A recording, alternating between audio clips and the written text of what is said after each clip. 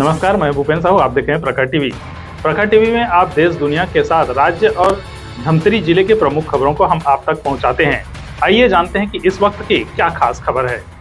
बंगाल के मुर्शिदाबाद में हिंदुओं का नरसंहार के बाद जम्मू कश्मीर के पहलगाम में आतंकियों द्वारा हिंदुओं को उनके धर्म का नाम पूछकर गोली मार दी गई, जिसका आक्रोश पूरे देश में है।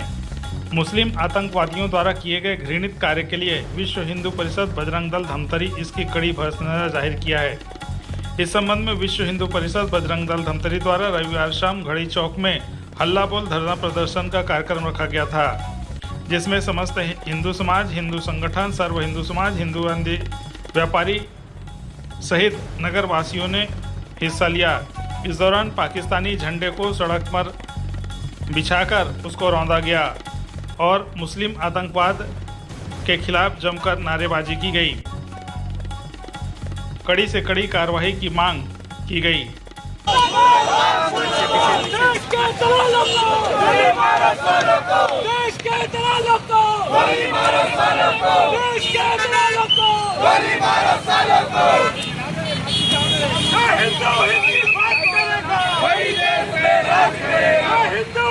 बात करेगा वही देश में राज मुर्दाबाद मुर्दाबाद मुर्दाबाद इस्लामी मुर्दाबाद मुर्दाबाद हर के दलालों को गोली मारो सालों को, हर के दलालों को गोली मारो सालों को। भारत में हिंदुओं के ऊपर अत्याचार नहीं सहेंगे, नहीं सहना होगा। इस देश में अगर रहना होगा वंदे मातरम रहना होगा। जय हिंद।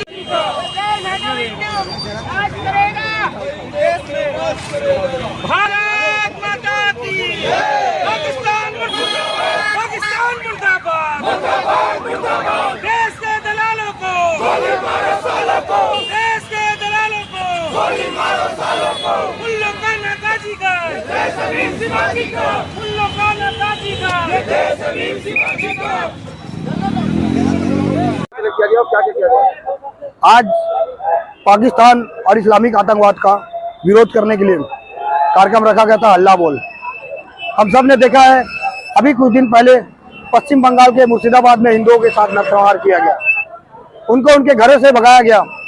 और ये घटना के कुछ दिन बाद ही पहलगाम जम्मू कश्मीर में जो पर्यटक सैलानी बनकर वहां गए थे, जो उनकी अर्थव्यवस्था को बढ़ाने का काम कर रहे थे, उनके साथ ही उनका धर्म पूछकर उनको गोली मार दिया गया। तो इन धर्म के दलाल और मुस्लिम आतंकवादियों को बख्शा नहीं जाएगा। इसी बात का रोष प्रकट करने के लिए आज यहाँ पर पाकिस्तान का झंडा जलाया गया और मुस्लिम आतंकवादियों के खिलाफ विरोध प्रकट किया गया।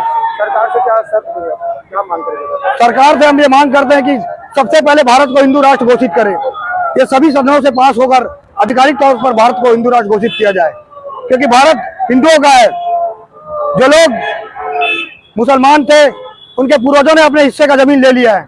आज जो जमीन बची वो केवल हिंदुओं का है। और भारत के संविधान में जो मूल प्रति है, उसमें भी भगवान श्री राम और श्री कृष्ण की प्रतिलिपि अंकित है। उनके मूल भावना में हिंदुओं की प्रतिलिपि अंकित है। आपातकाल के दौरान स्वर्गीय इंदिरा गांधी ने हिंदुओं के प्रति दुर्भावना और मुस्लिम तुष्टीकरण के चलते धोखे से संविधान में धर्म निरपेक्ष की बात डाली, जिसकी सजा आज पूरा हिंदू समाज भुगत रहा है। आज वक्त है कि भारत को हिंदू राष्ट्र घोषित किया जाए और ऐसे जो इस्लामिक जिहाद फैलाने वाले आतंकवादी है, उनको पूरे देश से खदेड़ कर बाहर निकाला जाए, देखते ही गोली मारने का आदेश दिया जाए। जिनका कोई दोस्त नहीं था, साल पहले तक ऐसी कोई धर्म नहीं था, ऐसी कोई संस्था नहीं थी, ऐसी कोई किताब नहीं थी। इस 1500 साल में एक कबीलाइयों ने आके पूरे संसार का सत्यानाश कर दिया। ये हमेशा गुल्लावार करते हैं, चाहे तैमूर लंग हो, चाहे महमूद गजनवी हो, चाहे बाबर की संतानें हो। ये कभी सामने से वार नहीं कर सकते, ये हमेशा पीठ पीछे ही वार। 1965 में, 1992 में जब ये सामने से टकराया तो उनका क्या हुआ आप लोग सबको पता ही है। बेवजह से निर्दोषों को मारा गया, वो भी यह कि आपका धर्म क्या है। क्या हमारा धर्म सिखाता है कि हम किसी से ऐसा पूछें और उनको निर्दोषों को मार दें? ये बड़ी दुख की बात है। किसी धर्म में ऐसा लिखा गया है कि निर्दोष और काफिर को मार दिया जाए, तो क्या उस धर्म को आप जायज़ कहेंगे? मैं तो कहूँगा कि ये धर्म नाजायज है, जायज़ हो नहीं सकता, या मानवता के साथ धोखा है। ये बन जाते हैं भैया। इसके अलावा कई बार हमने सुना है गंगा जमुना तहजीब, गंगा भी है जमुना भी है भैया, तहजीब बीच में कहाँ से आ गई? गंगा जमुना तो हजारों साल से बह रही है। तहजीब ब्लड बैंक का, ब्लड बैंक में हम ब्लड देते हैं और ये पूरे हिंदुस्तान में ब्लड दिया जाता है। ये ब्लड देता कौन है? ब्लड हम देते हैं और लेता कौन है? वो लेते हैं ब्लड। आप लोगों से निवेदन है, यदि आप ब्लड देते हैं,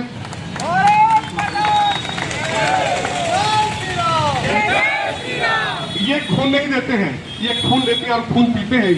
ये अंगदान हिंदू है, लेकिन बहुत दुख की बात है कि हमने बचा तो आपका व्यापार कहाँ जाएगा, आपका राजनीति कहाँ जाएगा।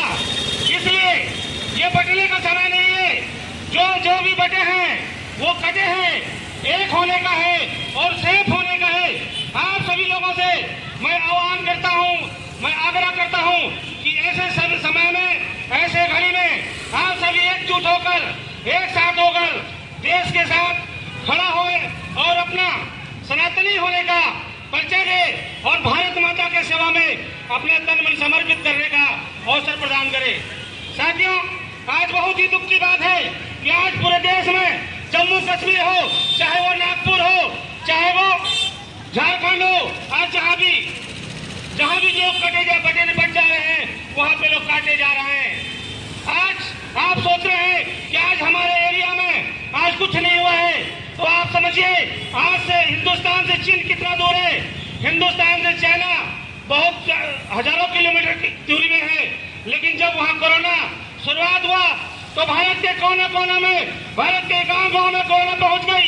लोगों को क्वारंटाइन किया गया, लोगों को रोका गया।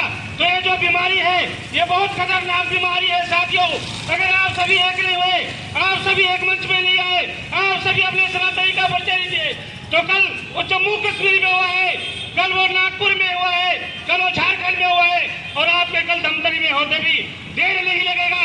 इसलिए कटिए मत, आप लोग बटिए मत, एक होइए और सेफ होइए।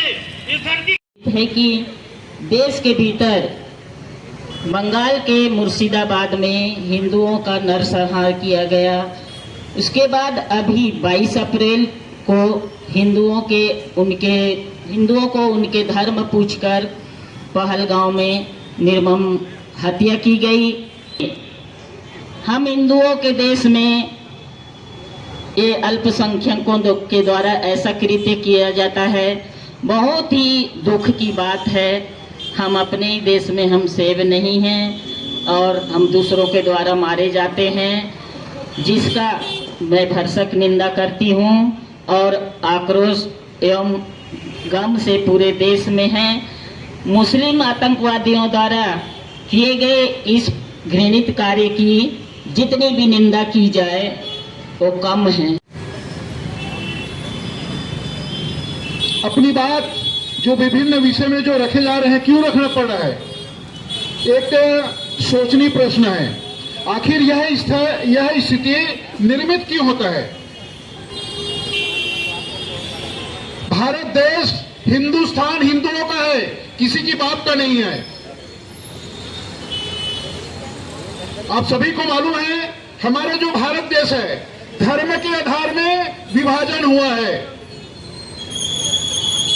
जो स्वेच्छा से हिंदुस्तान में जो रहना चाहे वो हिंदुस्तान में रह रहे हैं, जिनको पाकिस्तान में जाना था पाकिस्तान गए, लेकिन जिन्ना की जो नाजायज औलाद कुछ आतंकवादी गतिविधियों में बिल्कुल लिप्त रहे, उनको भारत देश का, हिंदुस्तान का सुख शांति अमन चैन से हम भाईचारे से रहते हैं, चाहे कोई भी धर्म हो, कोई भी जात हो। हमारी बोली भाषा अलग अलग जरूर हो सकता है, हम अलग अलग समाज के जरूर हैं, लेकिन हम भारत देश के निवासी हैं। अनेकता में एकता, इस बात को हम भली भांति हम जानते हैं। हमारे बीच में कोई भी किस्म का राग द्वेष वाला विषय नहीं है, लेकिन ये नासूर जो पाकिस्तान में जो रहते हैं, जिसको पाकिस्तान के सरकार के द्वारा भी कभी स्वीकार नहीं किया गया कि हमारे द्वारा शांतिपूर्ण भारत देश में, हिंदुस्तान में हम